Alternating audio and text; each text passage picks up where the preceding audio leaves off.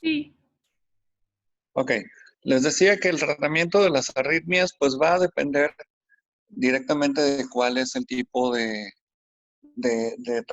arritmia que tiene, ¿no? Si solo es una bradicardia sinusal y el paciente no tiene síntomas, prácticamente no se le da ningún tratamiento. Sin embargo, si es una bradicardia sinusal sintomática y verdaderamente está por menos de 50 latidos por minuto, inclusive el tratamiento es un marcapasos. Si es una taquicardia sinusal, tampoco tiene un tratamiento antiarrítmico, simplemente se busca cuál es la causa de la taquicardia sinusal.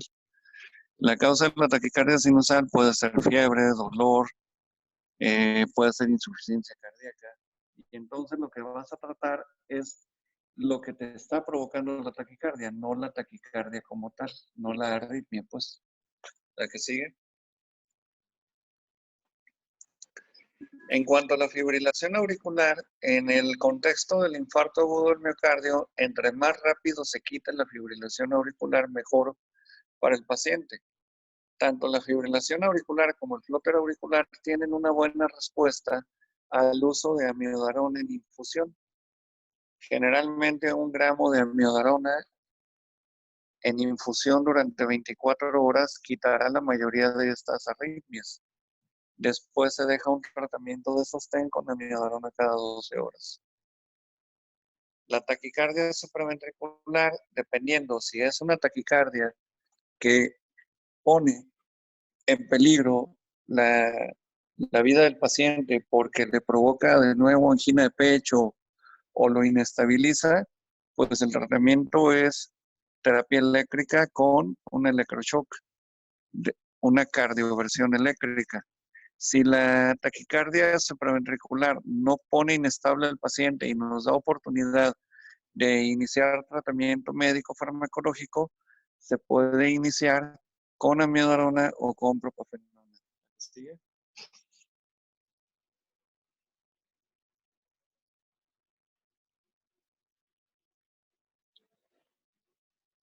Bueno, la taquicardia de la unión es igual que la taquicardia supraventricular.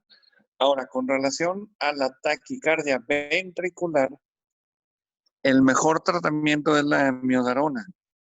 También lo puedes usar en bolo, 300 miligramos IV, dosis única, pero idealmente se usa el bolo de 300 miligramos y se completa 1 gramo en infusión. Esta intención del tratamiento es evitar que vaya a desarrollar fibrilación ventricular. La que sigue. Y bueno, la fibrilación ventricular cuando está presente, el tratamiento solamente es desfibrilación.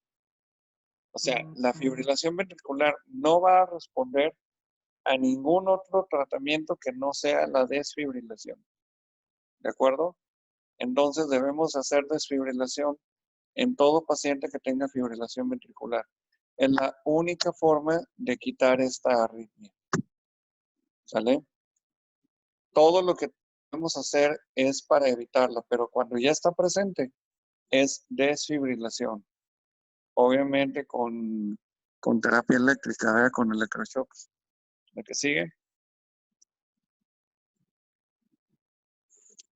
La presencia de bloqueo auriculoventricular va a necesitar un marcapasos. Cuando hay infarto agudo del miocardio, habitualmente los bloqueos auriculoventriculares en el transcurso de cuando mucho 1 semana se van a normalizar. Entonces lo que hacemos es poner un marcapasos transitorio. Cuando hay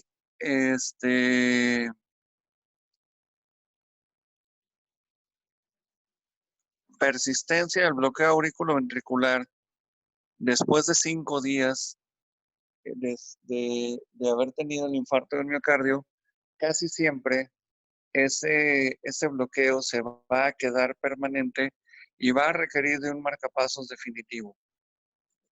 ¿Qué sigue?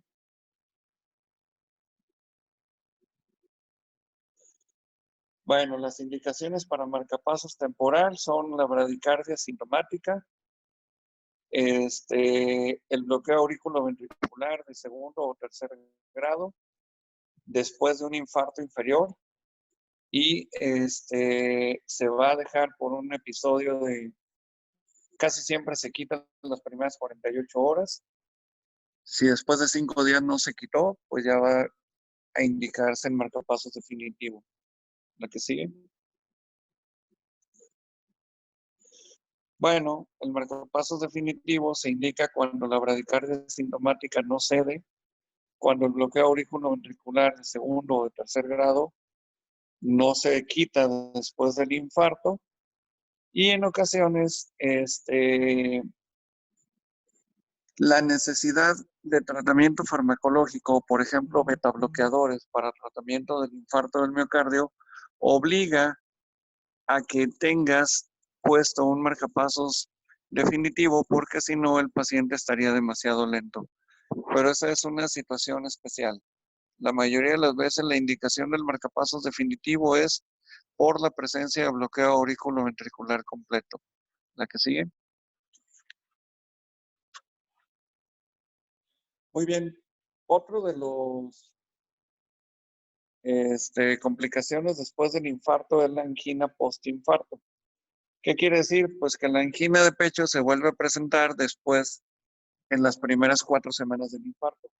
Por naturaleza se considera una angina inestable y en muchas ocasiones obliga a hacer de nuevo un cateterismo cardíaco.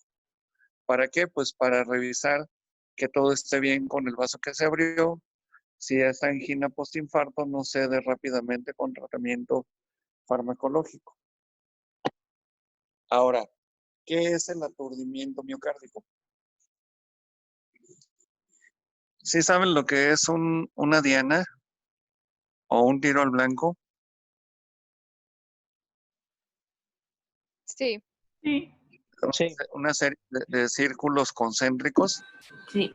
y que si le atinas al centro son 100 puntos y a la siguiente son 90 y a la siguiente son 80. ¿Sí lo ubican? Sí, sí. Bueno, pues imagínense que cuando hay un infarto del miocardio, en el sitio donde se formó el trombo, se forma una diana. Al centro, al inicio, pequeñito, está la zona de necrosis total, o sea, totalmente muerto.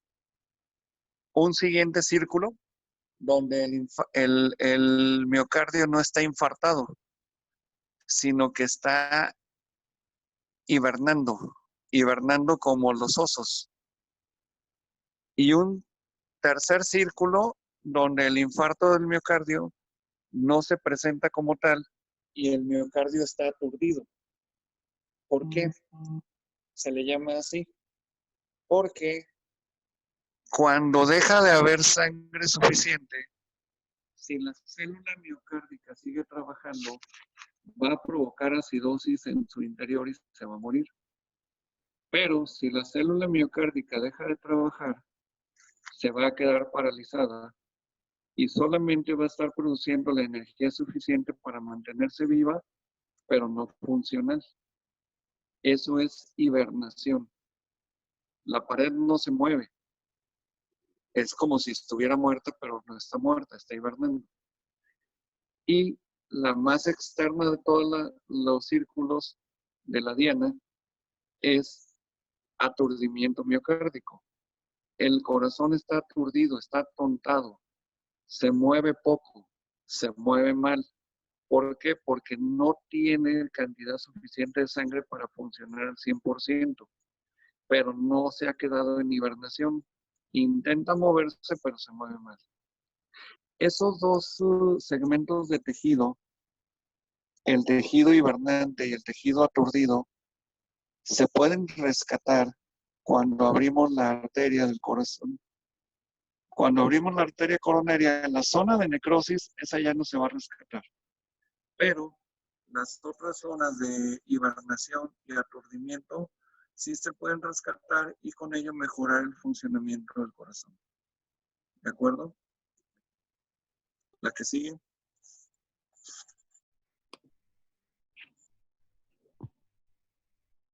Una complicación más o menos rara es la pericarditis. O sea, el infarto agudo del miocardio provoca en su respuesta inflamatoria aguda importante una inflamación del pericardio. Y ese pericardio inflamado puede doler.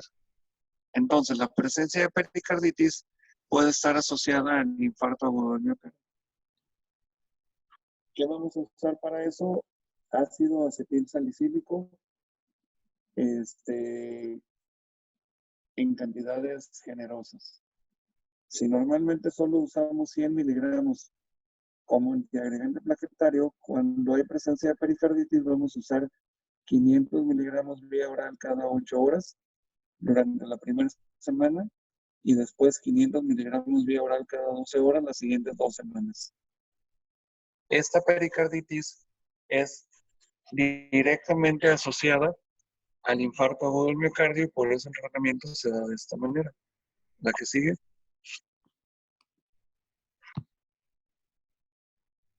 Bueno, las complicaciones mecánicas del infarto agudo del miocardio son las más graves. ¿Qué puede pasar?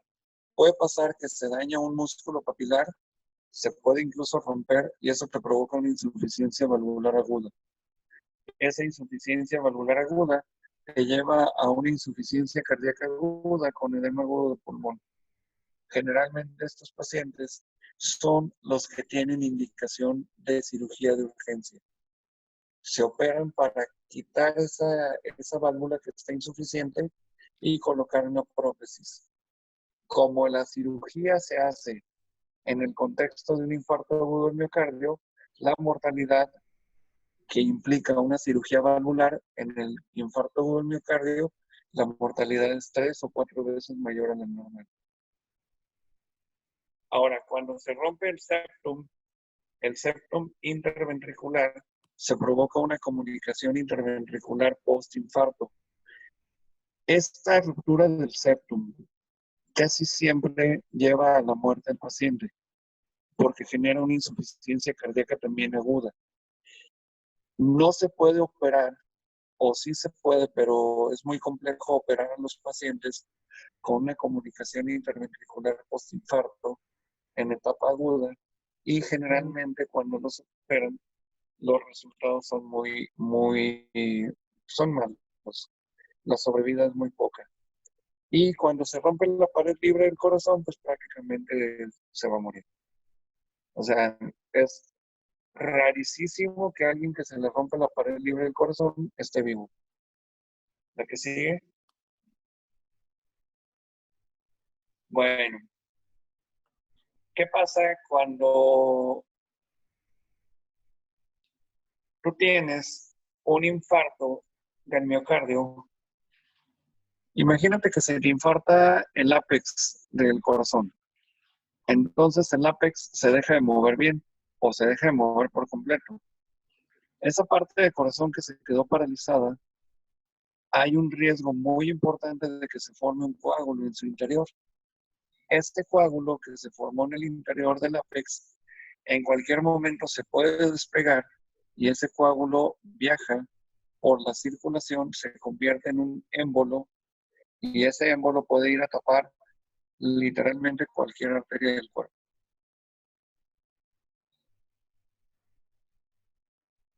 La que sigue. La presencia de un aneurisma ventricular es cuando se adelgaza tanto la pared del corazón por haberse infartado que con la presión que se genera dentro del corazón se forma como si fuera un chipote, como si fuera una protuberancia, ¿sí? En donde se va parte de la sangre cada vez que se contrae el corazón. Ese aneurisma no funciona, no se contrae esa pared, solamente se dilata cada vez que se contrae el corazón. Entonces, habitualmente los aneurismas provocan insuficiencia cardíaca importante. En muchas ocasiones es necesario operarlos, pero también en muchas ocasiones la formación del aneurisma con la falla cardíaca aguda tan importante son la causa de que se muera el paciente. La que sigue.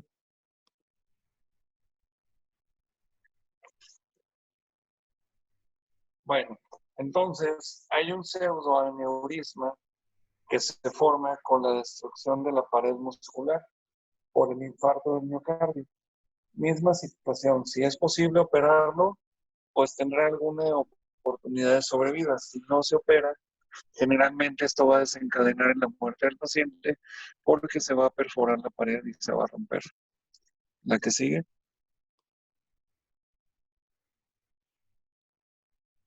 Muy bien. El infarto del ventrículo derecho es un infarto que casi siempre se provoca cuando se ocluye la coronaria derecha. Entonces es un infarto que se acompaña del infarto del miocardio inferior. Habitualmente es una complicación del infarto del miocardio inferior y esta complicación provoca una mayor gravedad en el paciente.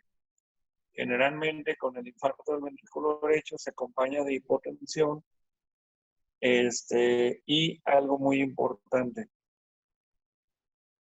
El infarto del ventrículo derecho aumenta la mortalidad del infarto del miocardio inferior. ¿La que sigue? El tratamiento es con infusión de líquidos para evitar la hipotensión, reposo en cama, oxigenoterapia. No se debe de usar nitratos porque se hipotensa el paciente, por lo tanto no deben de usar nitratos. La que sigue.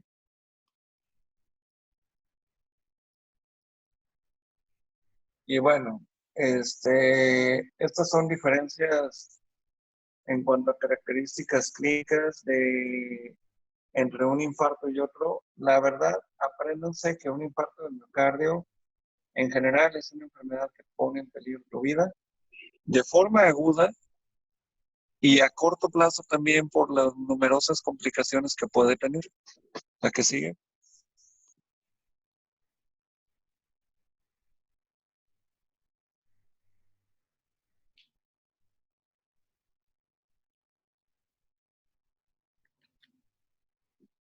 Bueno, ¿qué pasa si no tenemos la opción del tratamiento de la angioplastía para el infarto agudo del miocardio? Podemos usar un trombolítico. El trombolítico que se está usando más en la actualidad es el tenecteplase. El TNK, el tenecteplase, se usa en una presentación polo que es 0.5 miligramos por kilogramo de peso. ¿Sí? Se divide en 30, 35, 40, 45 y hasta 50 miligramos.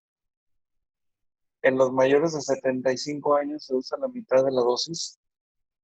Es un trombolítico muy potente, pero aún así solamente alcanza a permeabilizar un 55 o 60% de las arterias. ¿La que sigue?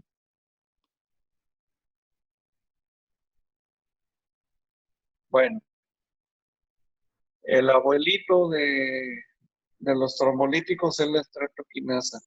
Todavía de vez en cuando en hospitales donde no hay recursos se puede usar la estreptoquinasa, se pone 1.500.000 unidades en infusión durante 1 hora.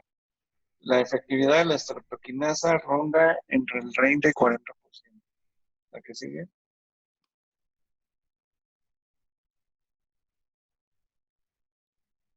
Ok. En general, cuando tú tienes a un paciente con una enfermedad arterial crónica, ya sea un síndrome isquémico coronario agudo o un infarto agudo del miocardio, es muy común que uses nitratos, betabloqueadores y algunos anticoagulantes, pero en general lo que vas a usar mucho en el tratamiento crónico son antiagregantes plaquetarios y betabloqueadores, así como estatinas. Y lo que vas a usar mucho en el evento agudo son antiagregantes plaquetarios, anticoagulantes y nitratos.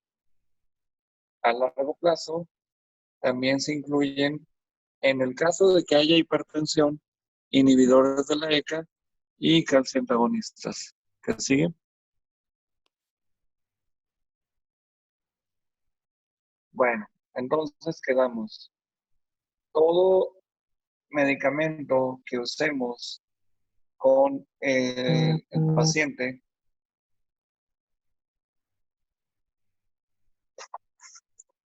mm,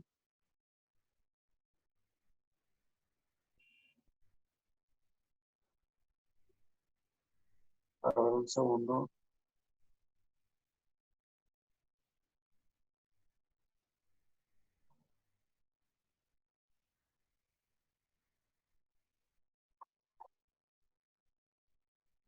Ok, muy bien. Todos los medicamentos que usamos después del infarto del miocardio tienen la intención de dos cosas, de tres cosas. La primera, mejorar el flujo de sangre en las arterias coronarias. La segunda, disminuir la cantidad de trabajo del corazón. Y la tercera, evitar complicaciones a largo plazo. Entonces, en este sentido es que usamos los antiagregantes plaquetarios, los betabloqueadores y los vasodilatadores coronarios. ¿La que sigue? Muy bien. Fíjense bien, de aquí lo que me interesa más son los beta bloqueadores y los inhibidores de la ICA. Los beta bloqueadores se pueden iniciar de inmediato si no hay falla cardíaca. Si sí hay falla cardíaca, podemos iniciarlo hasta que ya esté estable el paciente en la falla cardíaca. Los mejores fármacos beta bloqueadores en el infarto agudo del miocardio son bisoprolol, carvedilol y nebivolol. Ahora, los inhibidores de la ECA, junto con los beta bloqueadores, van a evitar una remodelación tardía de la zona infartada, o sea, van a disminuir la progresión de la zona infartada a aneurismas ventriculares. Por eso los inhibidores de la ECA se deben de iniciar cuando la presión arterial esté estable. Si vamos a decidir, porque la presión arterial solamente permite uno de los dos fármacos, el que se debe de usar es el beta bloqueador. Si el uso de beta bloqueador todavía la presión arterial permite el uso de un IECA, entonces se agregará el inhibidor de la ECA. ¿Qué sigue?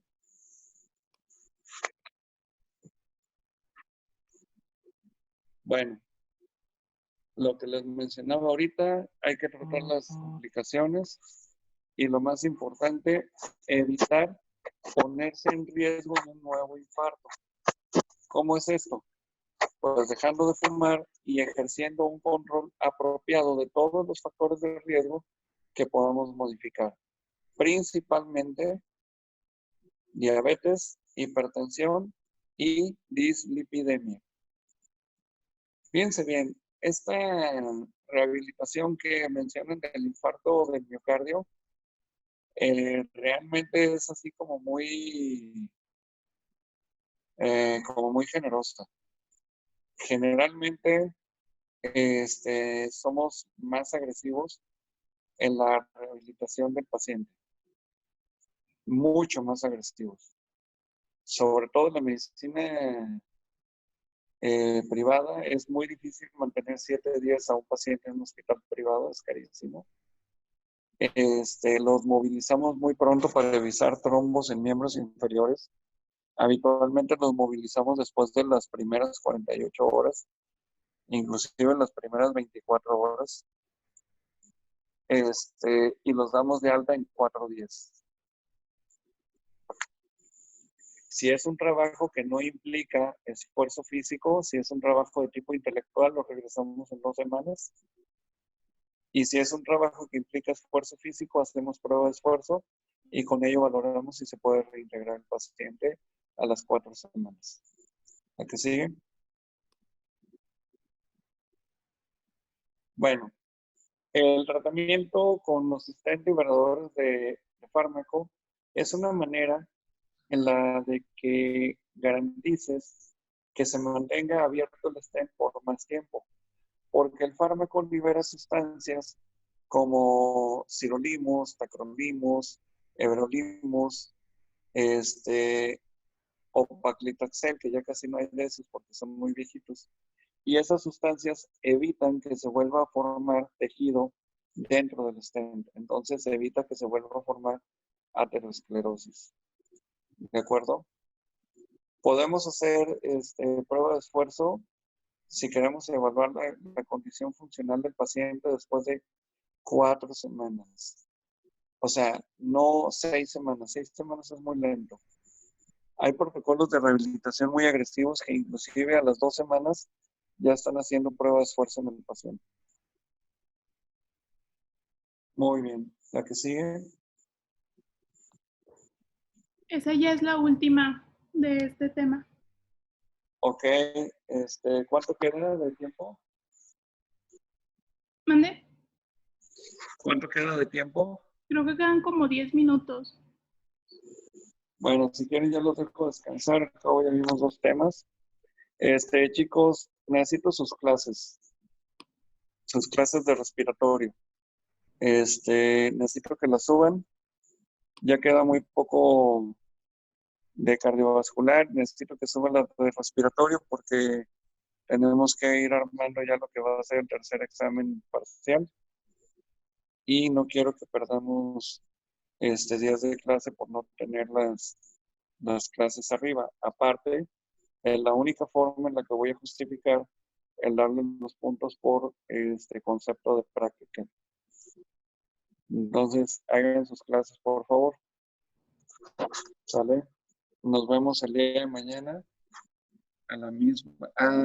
Mañana, recuérdenme a las 7, si podemos vernos en clase a esa hora. Adelantamos un tema ahí y nos volvemos a ver a las 9:15. Si a las 7 no podemos vernos, pues nos vemos a las 9:15 como siempre. ¿Sale? Sí. Gracias, doctor. Hasta mañana. Gracias a ustedes. Nos vemos mañana. Gracias, Descansen. Doc. Mañana.